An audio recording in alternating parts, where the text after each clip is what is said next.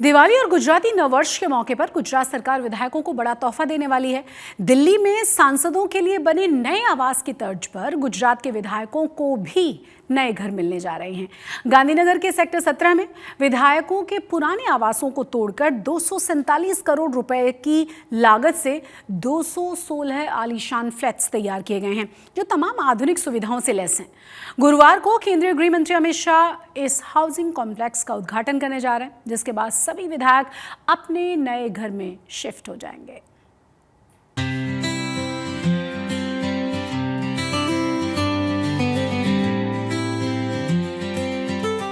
ये आलीशान housing complex Gujarat सरकार ने विधायकों के लिए तैयार किया है।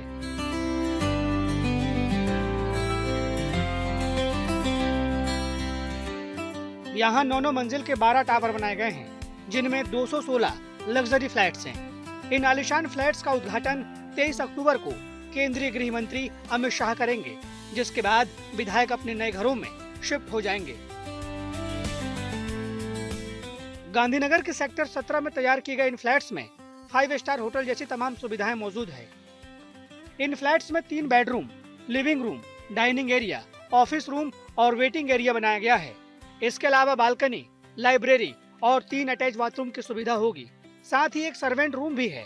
हर फ्लैट में 3 स्प्लिट एसी, 43 इंच के LED टीवी, रेफ्रिजरेटर और इलेक्ट्रिक गीजर जैसी आधुनिक सुविधाएं मौजूद है। इस हाउसिंग कॉम्प्लेक्स में health club, multipurpose hall, swimming pool और 2 बड़े लैंडस्केप गार्डन बनाए गए हैं। हर बिल्डिंग में 2 लिफ्ट और 4 एंट्री एग्जिट गेट है। अभी जहाँ पे सारे विधायक रहते हैं, जो MLA क्वार्टर्स हैं, वो साल 1995 में बने थे और उसके बाद काफी वक्त हो चुका है। तो अब नए आवासों की जरूरत थी, जिसमें ज्यादा सुविधाएं हैं, बेहतर सुविधाओं के साथ नए आवास हों, ये विधायकों ने कहा था। और इसीलिए साल 2022 में बजट से जो है 247 करोड़ रुपए आवंटित किए गए थे इन नए आवासों के निर्माण के लिए। तो अब ये फ्लैट जो है वो बनकर तैयार हो चुके हैं, जिसका उद्घाटन और लोकार्पण केंद्रीय गृह मंत्री अमित शाह करेंगे। ये सारे फ्लैट जो हैं सभी विधायकों के लिए आरक्षित हैं। सिर्फ विधायकों को ये फ्लैट दिए जाएंगे और वो यहाँ पे अपने परिवार के साथ जब सदन चल रहा हो या सदन न चल रहा हो, तब भी जब वो आना चाहते हैं गांधीनगर, क्योंकि ये गांधीनगर में है, तो जो भी विधायक यहाँ पे परिवार के साथ रहना चाहता है उनके लिए ये आवास बनाया गया और पूरी तरह से जो है सभी आधुनिक सुविधाओं के साथ ये नए आवासों का निर्माण किया गया है और जिसका लाभ जो है ये नए जो विधायक हैं उनको मिलेगा। और जब आने वाला सत्र होगा उससे पहले सभी विधायकों को ये नए घर आवंटित कर दिए जाएंगे। सरकार का दावा है कि विधायकों के पुराने घर काफी जर्जर हो चुके थे, इसीलिए 247 करोड़ रुपए की लागत से ये नया हाउसिंग कॉम्प्लेक्स बनाया गया है। गुजराती नववर्ष और दिवाली पर विधायकों के लिए ये किसी तोहफे से कम नहीं है। गांधीनगर से ब्रजेश दोषी के साथ आज तक ब्यूरो।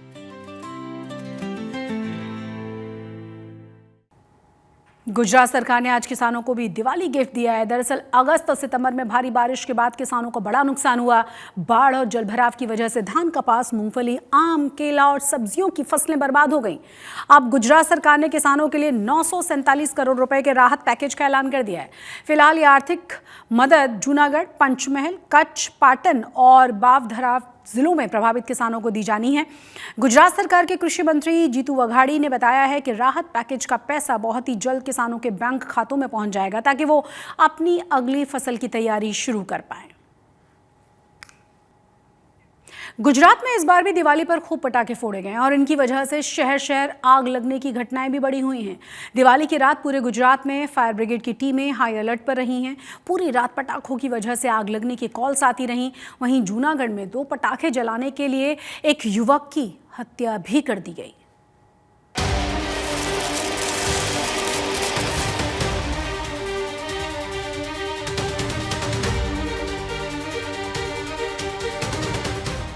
जब देश दिवाली के जश्न में डूबा था, गुजरात के अलग अलग इलाकों में फायर ब्रिगेड की टीमें आग से जंग लड़ रही थी। ये तस्वीरें राजकोट की है। आग की भयंकर लपटों और काले धुएं के बीच फायर फाइटर्स आग बुझाने की जद्दोजहद में जुटे हैं। गुजरात में दिवाली की रात बहुत जगहों पर आगजनी की घटनाएं हुई। अकेले राजकोट शहर में ही दिवाली की रात पटाखों की वजह से 125 जगहों पर आग लगी। राजकोट शहर के अलग अलग फायर स्टेशनों में पूरी रात पटाखों के कारण आग लगने के कॉल्स आते रहे। गोंडल रोड पर स्विगी के वेयरहाउस में आग लगी थी, लेकिन फायर सेफ्टी सिस्टम के कारण आग समय रहते बुझा दी गई।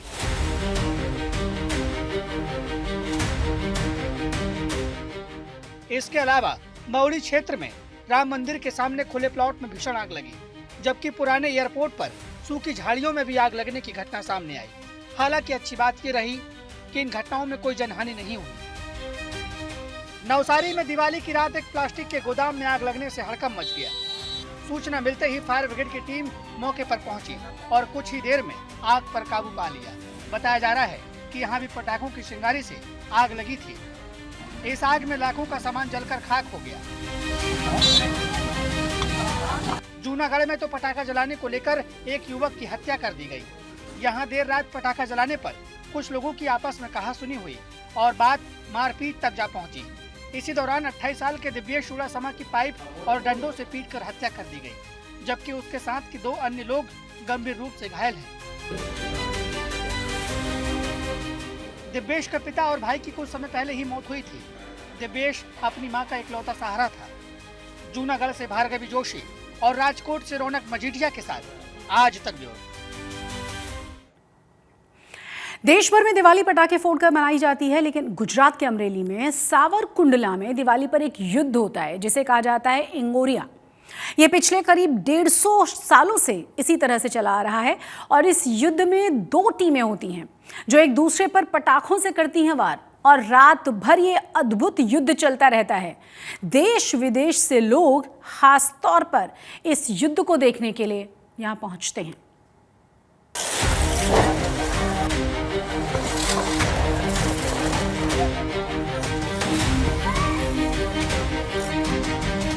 पहली नजर में आपको ये किसी युद्ध का सीन लग सकता है, लेकिन ये गुजरात के अमरेली की दिवाली की रात की तस्वीरें हैं। यहाँ सावरकुंडला शहर के लोग एक दूसरे पर ऐसे ही पटाखे चला रहे हैं। ये सभी खास तरह के पटाखे हैं जिन्हें इंगोरिया कहते हैं। लोग एक दूसरे के ऊपर इन्हें ऐसे फेंक रहे हैं जैसे ये कोई फल या फूल हो, लेकिन बताया जाता है कि ये पटाखे नुकसानदायक नहीं होते हैं।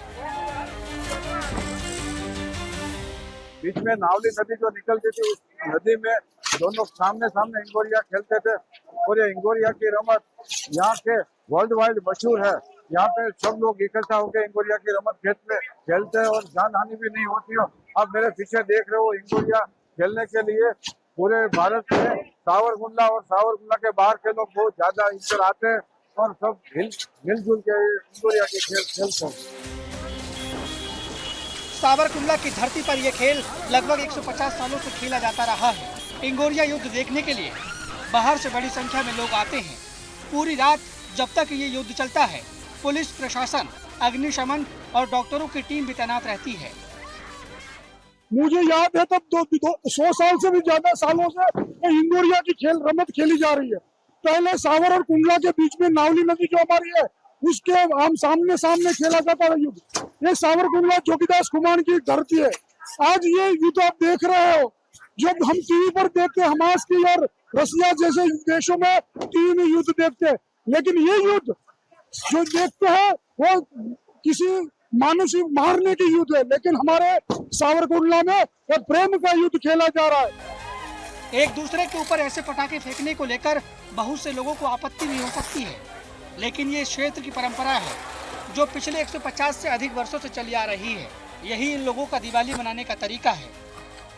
मुझे गर्व है कि यहाँ से जो भाईचारा का संदेश है पूरे दुनिया में जा रहा है, न केवल अपने देश में। यहाँ की मशहूर जो खेल है वो इंगोरिया का खेल। आज आप ये दृश्य देख रहे हैं कि हजारों लोग यहाँ इंगोरिया का खेल खेल के अपनी भावनाएं प्रकट कर रहा है, दिवाली का त्योहार मना रहा है। इंगोरिया विशेष रूप से तैयार किए गए ऐसे पटाखे होते हैं जिसे दिवाली से 1 महीने पहले से कारीगर बनाना शुरू कर देते हैं। इसे इंगोरिया नाम के पेड़ की छाल को सुखाकर बनाते हैं। हालांकि गांव वाले इस खतरनाक खेल को पूरे उत्साह से खेलते हैं, लेकिन कई बार इस खेल में लोग भी घायल हो जाते हैं। इसराइल और हमास का युद्ध हमने टीवी पर देखा है, लेकिन यहाँ जो युद्ध खेला जा रहा है ये प्रेम और भाईचारे का। आप देख सकते हैं मेरे पीछे, तो यहाँ जो खेल खेला जा रहा है, इंगोरिया युद्ध कहता है। तो इंगोरिया युद्ध सिर्फ सावरकुंडला में खेला जाता है, 200 साल से पुरानी ये रमत है। तो हाथ में फल जैसे इंगोरिया लेकर एक दूसरे पर फेंकते हैं और इसको इंगोरिया की रमत पूरे प्रसिद्ध सावरकुंडला में है और सावरकुंडला में प्रेम और भाईचारा से यहाँ रमत खेली जा रही है। फारूक कादरी, आज तक कमरे में। अब आपको लेकर चलते हैं नर्मदा जिले के एकता नगर में, जहां धूमधाम से एकता प्रकाश पर्व मनाया जा रहा है। राष्ट्रीय एकता दिवस पर और दीपोत्सव के मौके पर शुरू हुआ ये एकता प्रकाश पर्व 15 नवंबर तक जारी रहेगा। यानी कि आने वाले कुछ दिनों तक हर रात ये पर्व बताता रहेगा कि जब भारत एक साथ रोशन होता है तो उसकी चमक आसमान तक पहुंच जाती है।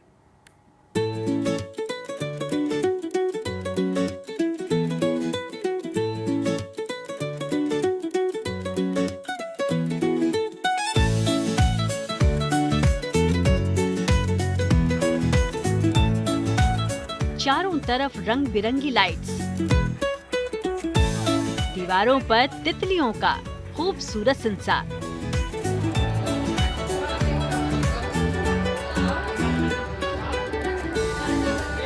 ये खूबसूरत तस्वीरें नर्मदा के तट पर बसी एकता की धरती एकता नगर की हैं। यहाँ सबसे ऊंची प्रतिमा स्टैचू ऑफ यूनिटी परिसर और एकता नगर में अद्भुत उत्सव एकता प्रकाश पर्व मनाया जा रहा है। इस पर्व का उद्देश्य केवल रोशनी बिखेरना नहीं है, बल्कि हर किरण के साथ एक संदेश देना भी है कि भारत की विविधता में ही उसकी एकता बसती है। इन तस्वीरों से अंदाजा लगाया जा सकता है कि जब संस्कृति और देशभक्ति का संगम होता है तो हर कोना जगमगाता है, हर चेहरा खुशी से खिलखिलाता है। यहाँ पे एलईडी लाइट से रंग बिरंगी लाइटें लगाई गई है। साथ में जो सैलानी आते हैं इनके लिए अलग अलग तरीके से यहाँ पे उनके लिए दीपोत्सव की जो सुविधा की गई, तो उसमें यहाँ पे भगवान का मंदिर है, साथ में अलग अलग लाइटिंग भी है। बड़ी संख्या में यहाँ पे सैलानी आते हैं। एकता नगर में एकता द्वार से लेकर स्टैचू ऑफ यूनिटी तक हर सड़क, हर पेड़, हर इमारत पर लाइटिंग की ऐसी चमक कि मानो हर कोना खुशियां मना रहा है। ये इलाका करीब 7 किलोमीटर तक फैला है। इस उत्सव में 4 चांद लगा रहे हैं ऑपरेशन सिंदूर और इसरो की थीम वाले सेल्फी पॉइंट्स और फोटो बूथ्स, जो युवाओं और बच्चों के बीच खास आकर्षण बने हुए हैं। हम अंकलेश्वर से आए हैं और यहाँ बहुत ही अच्छा लग रहा है। ये सब लाइटिंग और ये म्यूजिक वगैरह देख के बहुत ही अच्छा लग रहा है। पूरी जो थीम है वो रिलीजियन पे है, वो जो हिंदू धर्म को प्रतिकृत करती है, तो यहाँ पे वो सब देखने का बहुत ही ज्यादा मजा आ रहा है। और ये रिलीजियन के बेस पे जो थीम की है तो उसमें यंत्र वगैरह सब कुछ लिया गया है। लोगों की सुरक्षा का खास ख्याल रखने की व्यवस्था की गई है। फूलों की घाटी से मुख्य सड़क तक 140 मीटर लंबे पैदल मार्ग को 7 अलग अलग हिस्सों में थीम बेस्ड ग्लो टनल में तब्दील किया गया है, जिसमें statue of unity, jungle safari, cactus garden, butterfly garden, Uttar Vahini, Narmada परिक्रमा, विभिन्न धार्मिक स्थल और अंतरिक्ष जैसी थीम देखने को मिल रही है। एकता नगर गुजरात में 17 अक्टूबर से 15 फरवरी तक एकता प्रकाश पर्व का आयोजन किया गया है। इसमें भारत के विविध सांस्कृतिक प्रतीकों को सौंदर्यमय लाइटिंग द्वारा प्रदर्शित किया गया है।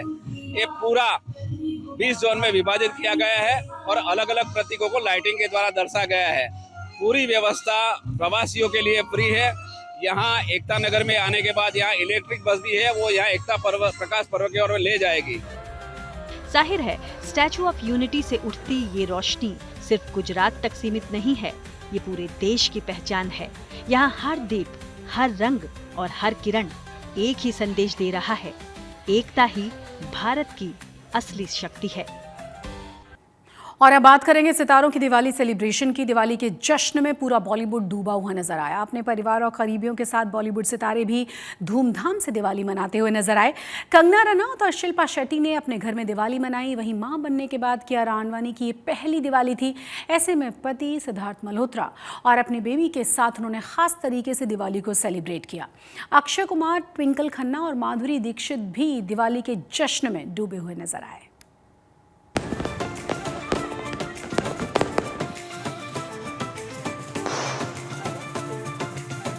खुशियों से भरा रोशनी का त्योहार।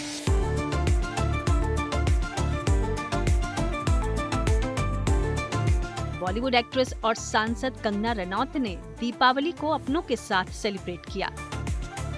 कंगना ने आतिशबाजी की और खुद ही घर को दियों से रोशन किया। कंगना ने दीपावली सेलिब्रेशन का वीडियो सोशल मीडिया पर शेयर किया, जिसमें उनके घर दिवाली की रौनक साफ नजर आ रही है और वो धूमधाम से इस त्योहार को मनाती दिख रही हैं। शिल्पा शेट्टी अपने दोनों बच्चों और पति के साथ दिवाली सेलिब्रेट करती नजर आईं। घर वालों के साथ शिल्पा ने लक्ष्मी गणेश पूजन किया, आरती की और सभी को हैप्पी दिवाली विश किया। इससे पहले शिल्पा ने इंस्टाग्राम पर एक वीडियो शेयर किया, जिसमें वो बहन शमिता संग घर में रंगोली बनाती नजर आईं।